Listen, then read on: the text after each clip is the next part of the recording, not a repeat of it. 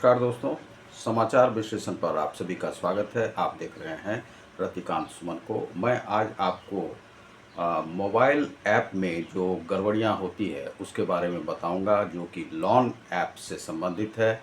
और यह एक है मोबाइल मनी के नाम से, और उसी मोबाइल मनी के बारे में मैं बताऊंगा कि किस प्रकार से वे घोटाला करते हैं, घपला करते हैं। वे आरबीआई के रूल्स और रेगुलेशंस को फॉलो नहीं करते हैं।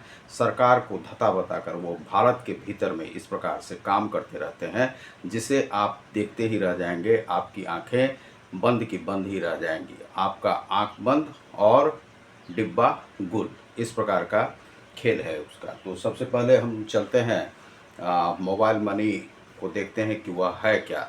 तो मोबाइल मनी के लिए हम जाते हैं अपने दूसरे मोबाइल पर। ये देखिए, यहाँ पर एक आप देख रहे होंगे लाल रंग का एम लिखा हुआ है, वही है मोबाइल मनी। अब इस मोबाइल मनी को आप ऐप स्टोर से कर सकते हैं, लेकिन वो कीजिएगा नहीं। यदि आप करते हैं तो ठगी के शिकार होंगे। और यह है मोबाइल मनी। अब ये मोबाइल मनी आप देख रहे होंगे, यह यहाँ पर ये क्या लिखा हुआ है आप देख लीजिए, 3.3000, और ये रुपीज़ लिखा हुआ है। तो पॉइंट क्यों लिखा हुआ है, यही देखने के लिए हमने यहाँ पर अप्लाई पे डाला 3.300। अब यहाँ पर जब हमने इसे डाला, और ये टेन्योर्स कितना बता रहे हैं, 7 डेज। अब ये जो 7 डेज है यहाँ पर, अब इसका ना तो कहीं पे, अब ये देखिए एक और आया हुआ है इसमें, ये रिपे पर जाते हैं तो ये आ रहा है 13,827। अब ये जो ऐप है, इस ऐप को आप जैसे ही आप डाउनलोड करते हैं, आप देखना चाहेंगे कि ये है क्या। अप्लाई किया आपने, अप्लाई करने के बाद जो सारे जो नंबर्स हैं या कुछ हमारे जो आधार हैं वो लॉकर में रखे हुए हैं, ये आपका हैक हो जाता है। उसके बाद हमारे पास व्हाट्सएप से विभिन्न नंबरों से मैसेज आया, जो कि इस पर मैंने ब्लॉक किया हुआ है, तो वह शायद मिले नहीं इस पर। और चूँकि मुझे वीडियो जो है जल्दीबाजी में बनाना है, तो वह मैं आपको दिखा देता हूँ कि व्हाट्सएप पे यह मैसेज है।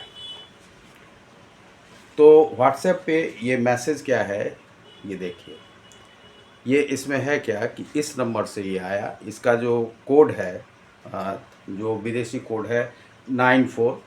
अब इस पर जब हमने कॉल किया कि ये आया क्या था, जिसे हमें एक क्रोध उठा, Did not do the payment after I will edit your nude pics।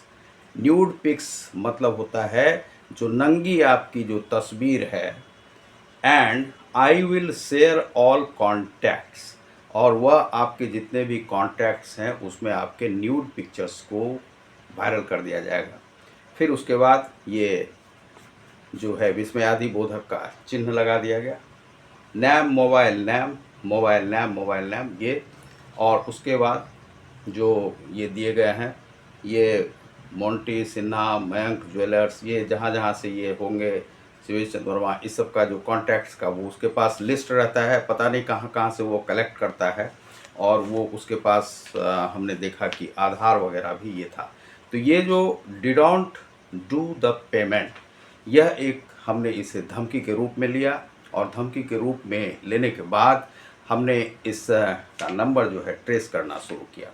तो नंबर जो है यह चला गया घाना, और जैसे ही हमने लगाया जो इस नंबर से वह आया हुआ था, तो वह चला गया घाना, और वह उठा नहीं रहा था। और फिर हमने देखा कि यह विदेश का नंबर है, तो हमने उसे छोड़ दिया, फिर नहीं किया, क्योंकि सरकार के कुछ रूल्स रहते हैं। उसके बाद मैं आपको और कुछ दिखाना चाहता हूँ, तो उसके रूल्स के कारण से मैंने उसे कुछ टच नहीं किया।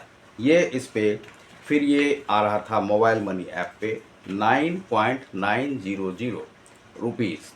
अब ये 9.900 यह जो है आपका, ये यहाँ पर आता है। उसके बाद हम दिखाते हैं कि ये नंबर कौन कौन से थे।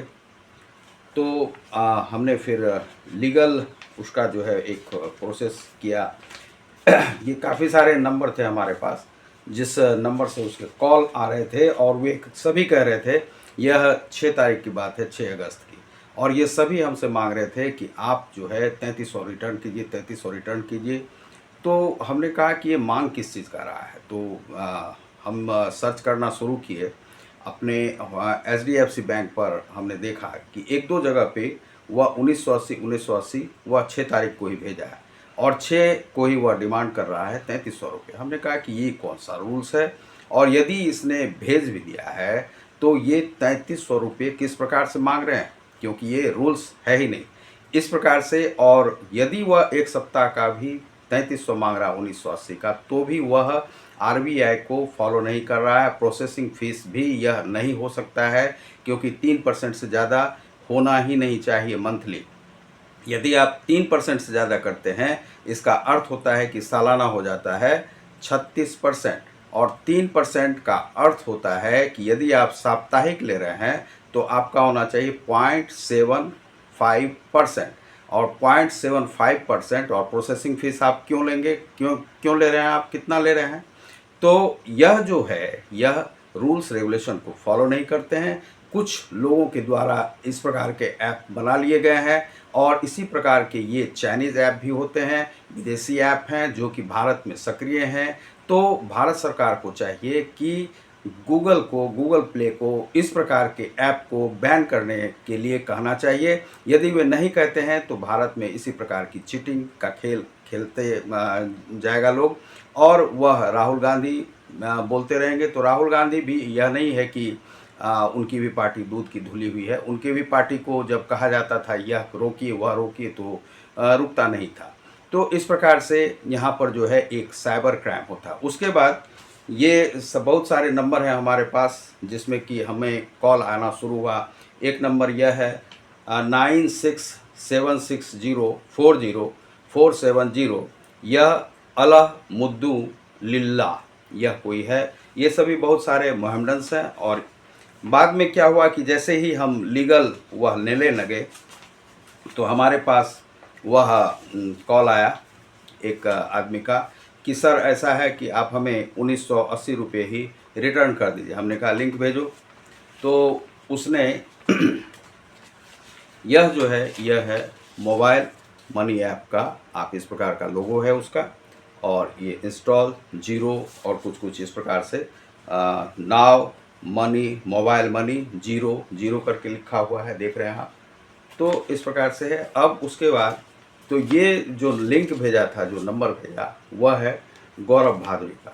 इसे हमने 1980 रुपये पेमेंट कर दिया। लेकिन फिर भी उसके बाद आने लगा कि आपको उस लिंक पे नहीं देना है, हमें पैसा 3300 रिटर्न कीजिए। अब आपका बढ़ गया है, और वह डेली बढ़ाते। अभी आपको हमने दिखाया जो 13,000 के आसपास वह बना लिया है। अब जो बैंकिंग रूल्स को फॉलो नहीं करेंगे उसे हम नहीं देंगे, और लीगल प्रोसेस में हम चले आए हैं। यह जो है वह गौरव भादुरी का है। दूसरा है कि इसका कहीं से आपको एड्रेस भी नहीं मिलेगा कि किस एड्रेस पे आप करेंगे।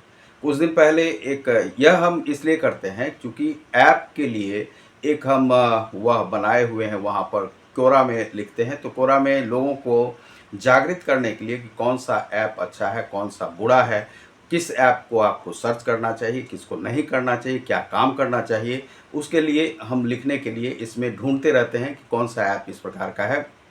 तो हमने इसे देखा, तो इसमें हमने देखा कि 3.3000, तो ये जो लिखा हुआ है ये हमको संदेहास्पद लगा। और इसके बाद इसका किसी भी जो एड्रेस है, कोई भी एड्रेस नहीं है इसका, जो कहाँ पर, और लीगल आप कहाँ पर करने जाएंगे वह भी नहीं है। और इसमें जब हमें व्हाट्सएप नंबर से जो काफ़ी कॉल आए और धमकियां आई, तो वे जो नंबर हैं कै पर जो है सो पुलिस के स्टिकर लगाए हुए थे, यानी कि पुलिस का फ़ोटो दे करके लोगों को धमकी दिया जाता है। और ऐसे ऐप को बैन करना चाहिए आरबीआई को, और वे धमकी के रूप में काम करते हैं, पैसे वसूलते हैं। इस प्रकार से बहुत सारे बच्चे और बहुत सारे जो टीनेजर्स लड़के लड़कियां हैं, जो इनसे पैसे लेकर के फिर ठगी के शिकार होते हैं, फिर एक्सप्लॉइट होते हैं। और ये सभी बहुत इंडियंस के माध्यम से किए जा रहे हैं। और इंडियंस ये ज़्यादातर जो है लोग आपको पश्चिम बंगाल में हैं, और पश्चिम बंगाल और जो जामतारा वगैरह से शुरू होता है और ये आपको चला जाता है पश्चिम बंगाल के कलकत्ता में, क्योंकि बहुत सारे जो फ़ोन हैं वे इंडियंस के हैं और बहुत सारे जो फ़ोन हैं वह है विदेशी नंबर से कोड से किए जाते हैं। तो इस प्रकार से वे कोई अफ्रीकन है, कोई इस प्रकार से है, ये सभी जो है एक रैकेट के तहत काम करते हैं और आपको ट्रेस करते हैं कि आप कहाँ पर रह रहे हैं। उसके जहाँ पे भी आदमी रहेंगे वे 10 आदमी पहुँच जाएंगे। हो सकता है कि वे बलात्कारी हों और कुछ इस प्रकार से हों, और यदि आपने उनका पैसा लिया हुआ है तो इस प्रकार से वे धमकी के आधार पर काम करते हैं, आरबीआई के गाइडलाइंस को फॉलो नहीं करते हैं। ये रैकेट है क्रिमिनल्स के और ये क्रिमिनल्स जो हैं इस प्रकार से कार्य करते हैं। तो इस पर सरकार जो है साइबर वालों को हमने लिखा, तो साइबर का भी यहाँ पर रिप्लाई आपको जल्दी मिलेगा नहीं। साइबर सेल भी इसी प्रकार से स्लीपिंग सेल है, तो वह भी कोई काम नहीं करती है। इसी प्रकार से देश का यह हाल है और बिहार साइबर सेल का भी वही हाल है। और आपको नेशनल साइबर सेल, क्योंकि नेशनल साइबर सेल में हम लगभग 8 से 10 बार जो है वहाँ पर अपना कंप्लेन रजिस्टर्ड किए। कंप्लेन रजिस्टर्ड करने के बाद वहाँ पर भी अभी तक कोई रिप्लाई नहीं आया। उसके बाद हमने अपने वकील को दिया कि आप जाके पुलिस के लोकल थाना में आप जा कर के इसे आप आवेदन कम से कम दे दीजिए, एफआईआर नहीं भी लॉन्च हो तो आप इसे आवेदन दे दीजिए। तो वह जब गया तो उसे कहा गया कि आप डब्बा में इसे डाल दीजिए। तो कहा कि भाई हमें एक चाहिए पावती। तो कहा कि पावती वावती कुछ नहीं मिलेगा।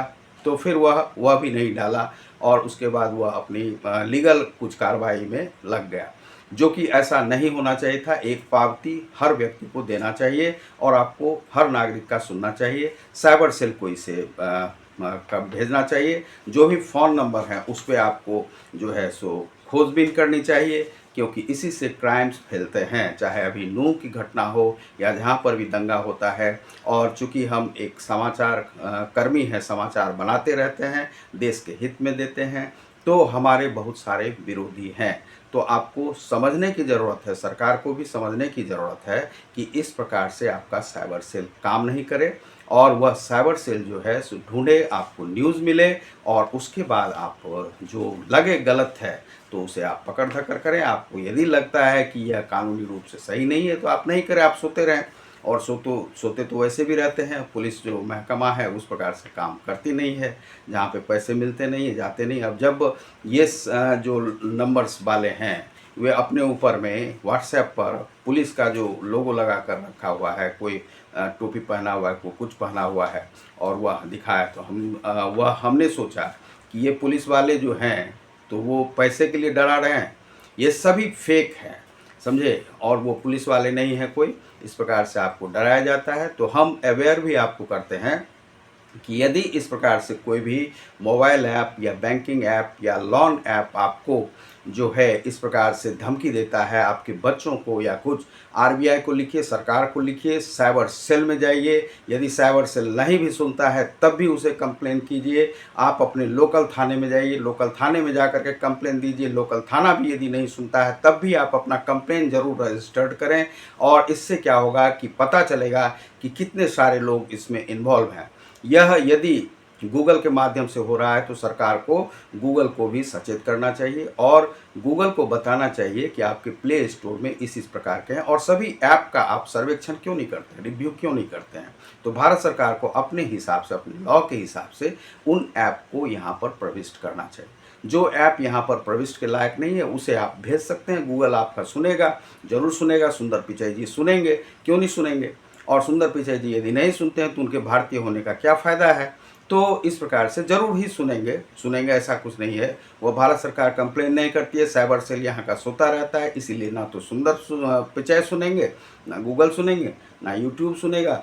इसलिए नहीं सुनेगा क्योंकि आप उन्हें कहते नहीं हैं अच्छी तरह से। तो यह कहिए, तो ये जो कंप्लेन है मेरा है। अब मान लीजिए कि जो भी नंबर है आपको केवल हम दिखा सकते हैं। अब इतना नंबर जो है सो बताना, ये सब इसके अलावे भी हमें बहुत सारे और फ़ोन से धमकी आई हुई है। तो हम देखते हैं कि क्या होता है।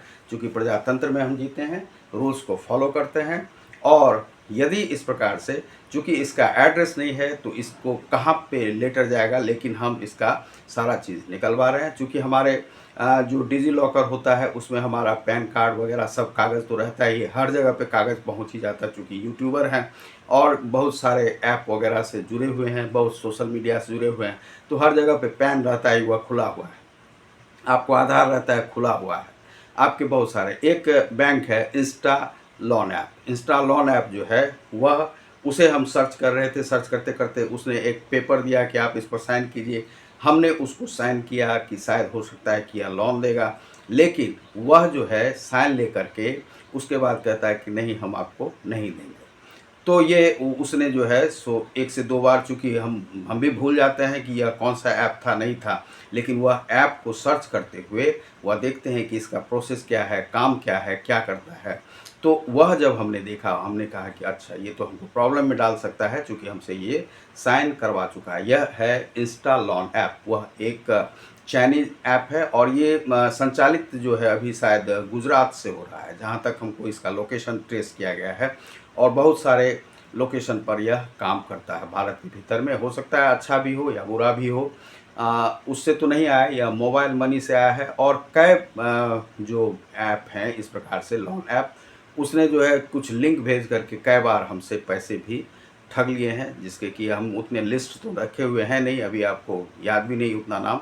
तो बहुत बहुत धन्यवाद। आप देख रहे हैं रतिकांत सुमन को समाचार विश्लेषण पर। चूँकि यह जो समाचार है थोड़ा बड़ा हो रहा है, इसीलिए हम इसे बंद करते हैं। आपको समझना होगा, समझिए, और जिसे समझना नहीं है नहीं समझिए। आपको शेयर करना हो शेयर कीजिएगा, आपको लाइक करना हो लाइक कीजिए। बहुत बहुत धन्यवाद। नमस्कार।